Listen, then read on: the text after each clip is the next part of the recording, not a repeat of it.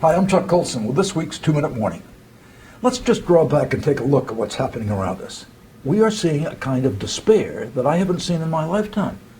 According to recent polls, 70% of Americans believe the country's on the wrong track, politically and economically. Now, even in the depths of the Depression, which I remember, people hadn't given up hope. In World War II, I can well remember when the Japanese were gaining right after Pearl Harbor and the Allies suffered a number of reverses in Europe. Then it was really a big question whether we were strong enough to stop the Nazis and the Japanese.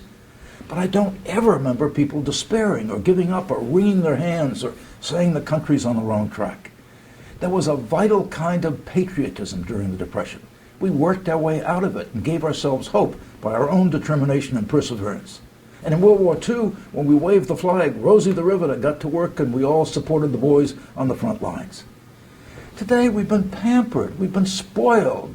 Everybody's content to feed at the government trough. And although all Americans seem to agree that we've got to cut government spending and make sacrifices, as soon as any politician threatens one of our pet programs, we scream bloody murder. The problem isn't the politicians. It is us. Politics is an expression of culture. Culture is what determines how people live, what they believe, and how they live their lives. But culture is created by the cult.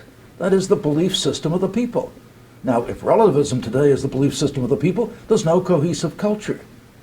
But the Judeo-Christian tradition built the most humane civilization in human history, and in that there's hope. It's just about that simple. So today, it's all about us doing our job as Christians. Back in the 1830s, the Frenchman Alexis de Tocqueville was astonished at the civic spirit of Americans. Americans of all ages, conditions, and all dispositions, he wrote, can constantly unite together to found seminaries, build inns, construct churches, distribute books, dispatch missionaries. They establish hospitals, prisons, schools by the same method. That's called civic duty. It's the cardinal virtue of Republican government.